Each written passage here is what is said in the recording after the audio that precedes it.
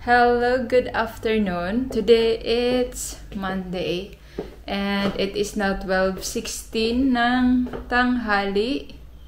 Ayan, kakarating ko lang galing sa aking work and pagkatapos ng aking work nag-grocery na rin ako. So, hindi na ako free or day off every Monday. May work na ako every Monday. But, every weekend naman, Saturday and Sunday, day off ko. So, sa post kasi, yung post delivery, Saturday minsan may work ako. But, yung work ko ngayon is Monday to Friday na and every weekend free na ako. So, ito na pala yung aking na pang grocery. Maganda ang panahon ngayon. So, parang walang time kami ng mister na mag-grocery. So, ako na lang na-grocery dito. So, bumili ako ng stock broad. Ayan, baguette. Bumili ako ng tissue. Bumili din na ako ng aking pang-agahan. Kapag wala na akong time or nagmamadali na ako, ito ay Quaker Oats. Ayan, lutuin lang ng 2 minutes sa milk. Ayan. So, healthy na. Pang mabilisan pa. Another pang umagahan or pananghalian, tinapay. Ano to siya? Brown na sliced bread. Bumili din ako ng hamburger bun, extra virgin na olive oil, pang salad ba. Tapos milk, bumili din ako ng mushroom, Dale. Bumili ako ng chicken sausage na marinated na pang barbecue dahil maganda ang panahon dito this week. So baka mamayang gabi or bukas ng gabi mag-barbecue kami for dinner.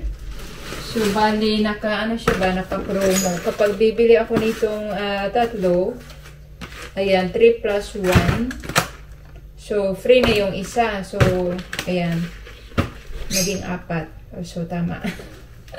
Ano ba yan? Naging mahina tayo sa mata. So, tama naman, di ba? Ayan, 3 tapos plus 1. Ang mahal pala nito. Hindi ko tinignan maigi yung price nitong burger. Ano kasi pala to? Angus. Or Angus beef? Angus burger. €4 pala itong dalawa. Hindi ko tinignan. Kala ko kasi super mura dahil naka 3 plus 1 tapos red. But yeah, dalawa yung kinuha ko. Ito yung plus 1 para naman kasi mahal to eh. Okay, ilagay ko na kagad sa ref para hindi masira. Bumili din ako ng pang snacks. Ito ay Foyt Plackies. Ang hirap naman kasi basahin ito. Italian ato itong sausage. Ano siya, nahiwa na. Ayan, ganito siya. Masarap to pang, pulutan.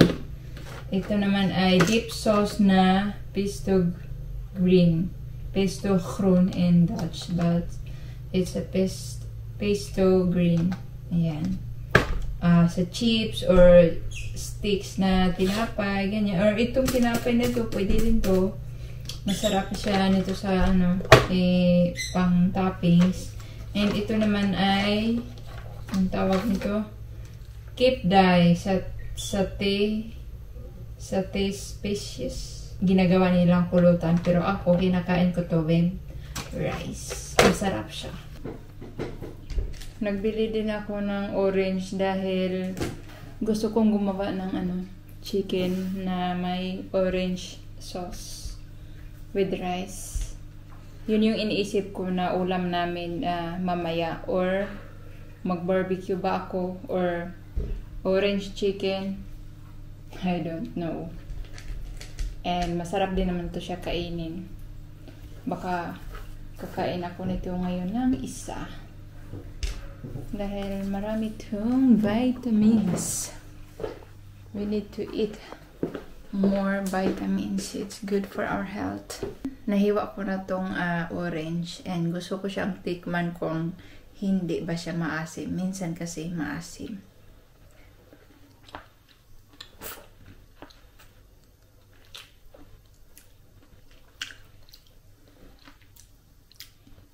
In fairness, matamis siya, hindi siya maasim. Kasi kung maasim siya, for sure, nasisira na ang aking mukha.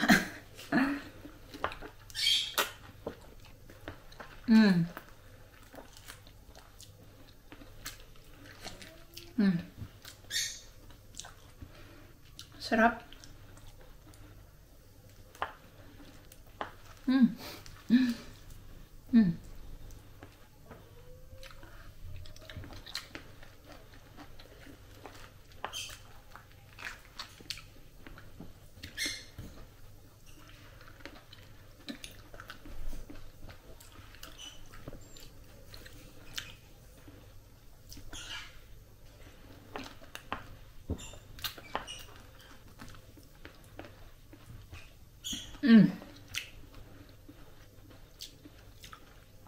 Nabusog ako sa Nabusog ako sa isang orange.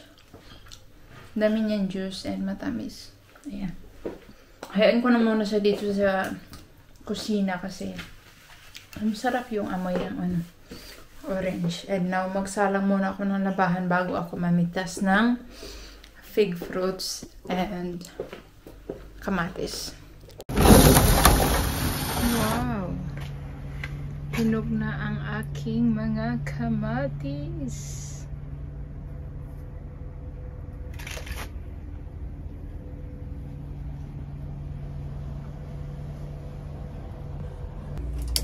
Uy! Tanggal.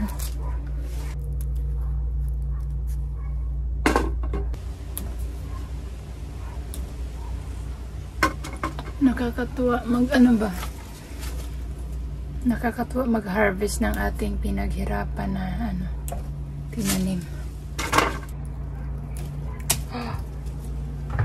May pang salad na ako mamaya.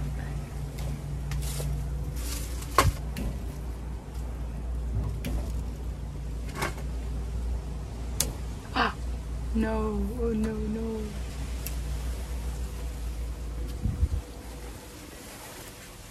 Sarap naman tong hilaw. Itong kamatis na to ay malalaki siya. Ayan. Uy. Huwag kang maputol. Ito naman ay ibang klase. Color yellow siya. Ripe na to.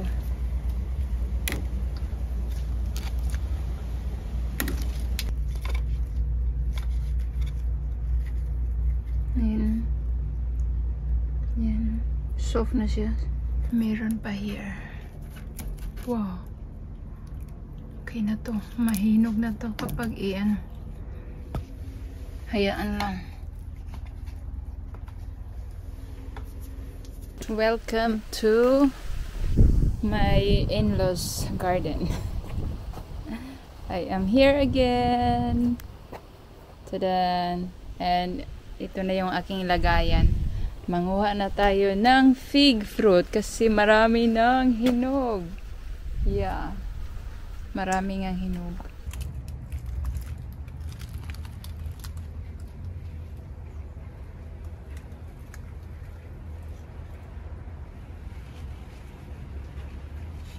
Kinain ng ibon yung iba, oh. But mayroon pa naman natitira na mga ripe. Gagawin natin tong jam.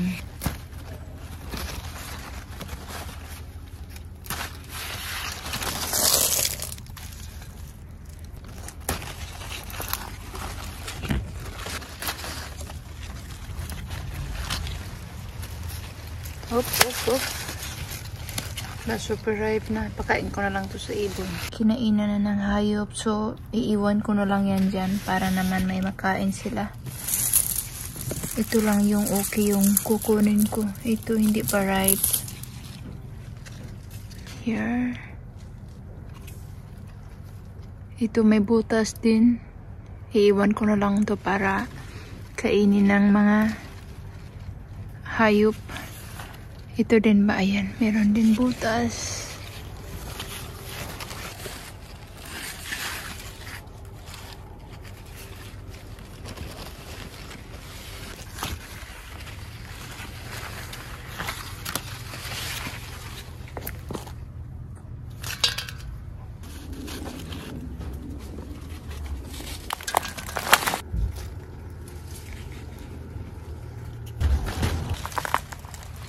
Ang ganda ng kulay ng kamatis. And ito naman yung fig fruit. Hindi ko alam kung ano to sa Tagalog. Sinubukan kong i-search but fig pa rin yung lumalabas. Wala siguro tong version sa Tagalog.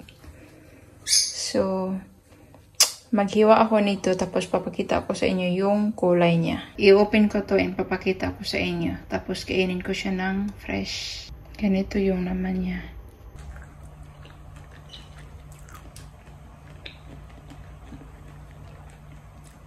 Meron siyang kakaibang taste.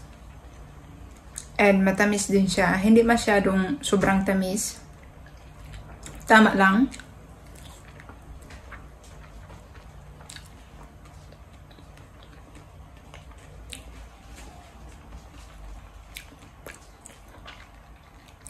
But for me, hindi ko siya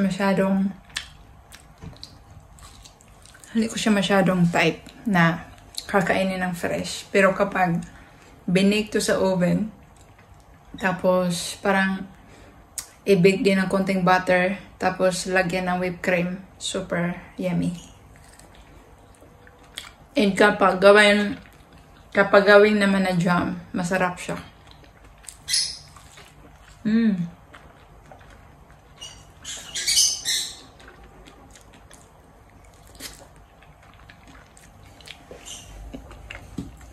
Pwede na. Maghanap ako nito ng recipe kung paano siya gagawin na jam. Or magpaturo ako kay Bianan.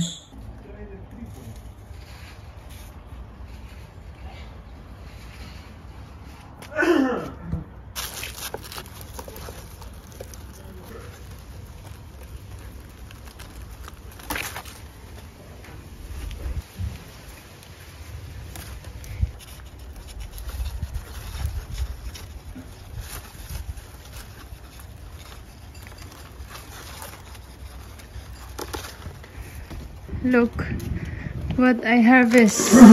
Pazing. Zo, wat zijn dat? Komkommer. Kuha ako ng 2 kulikot na sili para sa aming Filipino sauce. Yung isa, beer. Beer man. Oh, deze is nog nat, ja. Ja. Maar de andere kant niet. Zo. Is het ook te droog? Ja, dan moet er water. Deze is al helemaal rood. Iya. Ang ganda naman ng kulay niya. Pero hindi na ako nito magtatanim next year.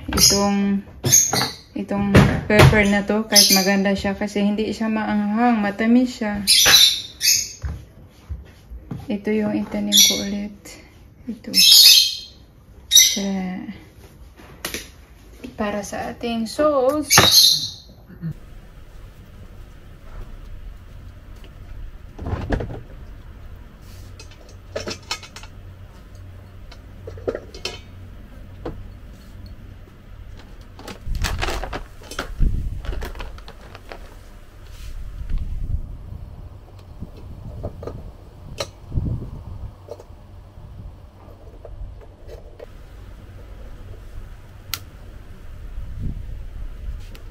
Uy, Diyos ko po. Ay.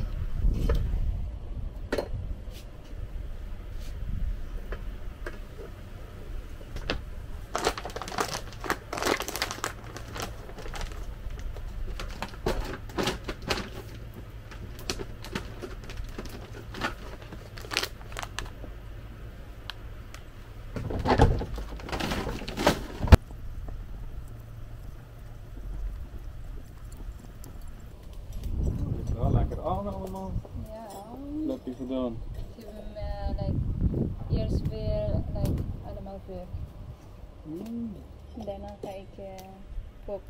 ik dus deze. Hey! Mooi. En is deze droog? Weet niet. Denk het wel. Nee, ik zie het vanmiddag is het nog een beetje nat. Dus ik heb wel andersom gedaan. Ja, dat gaat snel als je zo laat. Oh, deze week zo en volgende week ook. Mooi. Ja.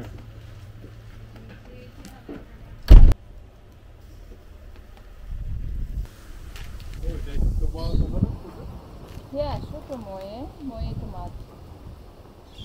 En worst alleen misschien. Eentje. Of wil je 2?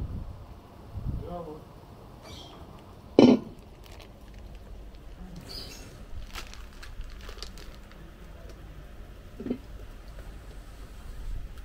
Oh jee. Umuusok.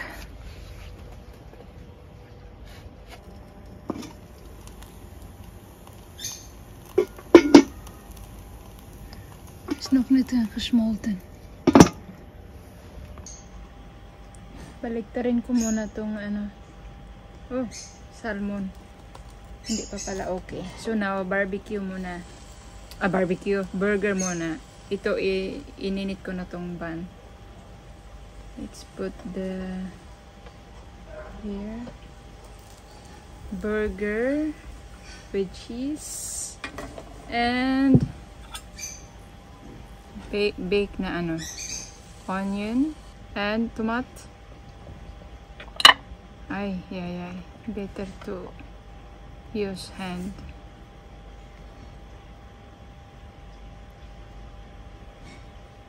And sauce.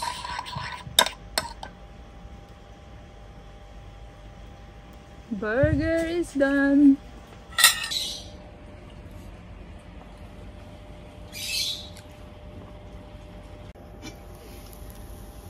Oh.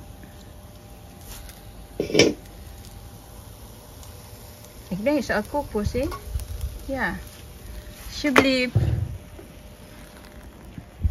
Oh, zal ik je...